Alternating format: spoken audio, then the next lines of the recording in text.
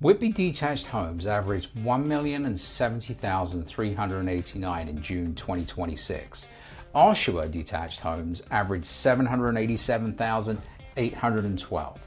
That's a 282,577 gap for homes that are literally right next to each other. Same Durham region, same GO train corridor, same school board. Today I'm going to break down exactly what the difference buys you, what it costs you, and which city makes more sense depending on who you are and what you're trying to accomplish. This isn't a sales pitch for either city. I work in both markets and will give you the honest numbers and let you decide. I'm Jason Mendoza, Realtor with LePage Frank Real Estate. Let's get into it. And right at the top, if you want to apply any of this to your specific situation and budget, book a free discovery call or text me directly 289-685-2170. Let's start with the June 2026 data side by side because the numbers tell the story better than anything I can say. Whitby had 159 home sales in June with an average price across all home types of $938,905 and a median of $889,990.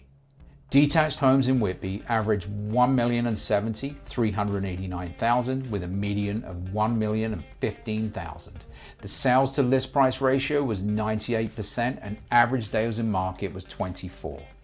Oshawa had 174 home sales in June, more than Whitby, with an average price across home types of $728,262 and a median of $695,000.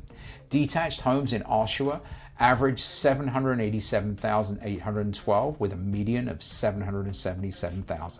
The sales to list price ratio was 101% and average days on market was 23. So let's be very clear about what the data is telling us. Oshawa sold more homes than Whitby in June. Oshawa detached homes sold at 101% of asking versus 98% in Whitby. Oshawa average days on market was 23 versus 24 in Whitby. In terms of market velocity, homes moving fast.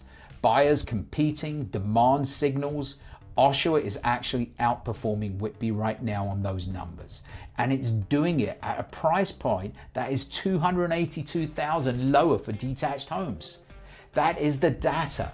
Now let's talk about what that $282,000 difference actually buys you. In Whitby, you're paying a premium for several things that are really legitimate.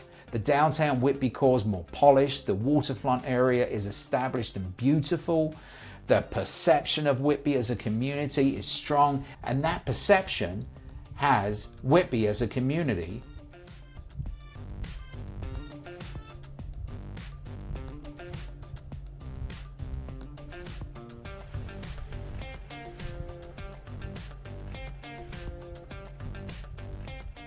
has real value because perception drives demand and demand drives appreciation. Whitby also had strong semi-detached pricing, $823,841 average, and townhouses averaged $804,332. If lifestyle, feel, and community finish are your top priority and your budget allows, Whitby delivers a more complete package right now. But here's the question you need to ask yourself honestly.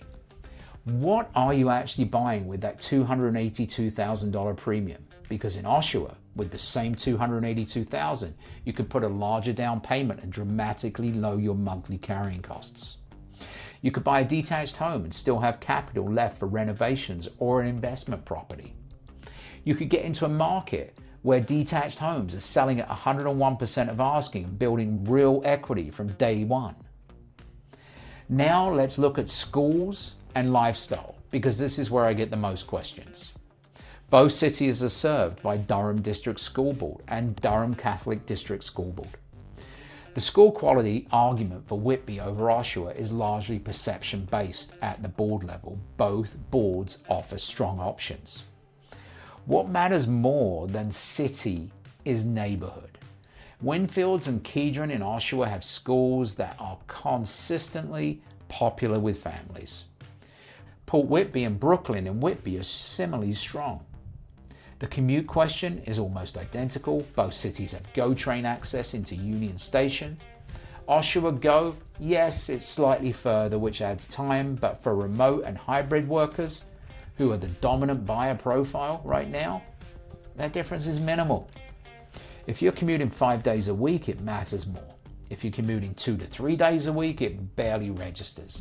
And halfway through, if you're a family trying to figure out which of these cities fits your lifestyle and budget, book a free discovery call at the link below, or call me or text me at 289-685-2170. No pressure.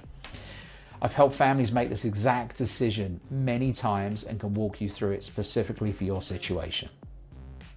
Now let's talk investment potential, because this is the one question smart buyers are asking, and it's where the analysis gets really interesting. Whitby, year over year, average price is down 6.02% from $975,234 in June 2025 to Oshawa year over year average price is down 8.19% from $776,612 to $728,262. Both markets have softened from their 2025 levels, but look at the months of inventory. Whitby's at 2.63 months of inventory. Oshawa is at 3.97 months. Lower months of inventory in Whitby means tighter supply relative to demand, which historically supports price stability. Oshawa at 3.97% is approaching a balanced market, but still has more supply relative to absorption, which means slightly more buyer leverage. For pure appreciation play, Whitby's tighter supply picture historically favors price growth. For cash flow and entry price, Oshawa's lower price point makes the numbers work better, especially for an income property. The sales to new list ratio for Whitby's 45%, balanced market territory. For Oshawa, it's 33%, buyer's market territory. That means right now, as a buyer, you have more negotiating power in Oshawa than you do in Whitby. So here's my honest take, and I want to be very direct about this. There's no wrong answer between Whitby and Oshawa. Both are strong markets with real long-term appeal. But the right answer depends entirely on your situation. If your household income is $150,000 or above, you can comfortably carry a mortgage on a $1 million plus detached home. Whitby gives you more finished lifestyle, experience, and historically tight supply that supports your investment. If your household income is $100,000 to $150,000, you want to maximize what your money buys, Oshawa gives you more house. Lower carrying costs in a market where you have real negotiating power right now. If you're an investor focused on cash flow and entry price, Oshawa wins the conversation clearly. If you're a family relocating from Toronto and lifestyle feel matters as much as price, walk both cities first. Whitby's waterfront and core area feel more like what you're leaving behind. Oshawa's getting there, but it's not there yet for every neighborhood. Here's the bottom line. The $282,000 gap is real. What that gap means for your life depends on what you're optimizing it, and that is a conversation worth having specifically, not generally. Book a free discovery call at the link below. Call or text me 289-685-2170 and I'll send you my free Durham Region Buyer's Guide. Subscribe for more Durham Region content every month. I'm Jason Mendoza with LePage Frank Real Estate. Your move done right.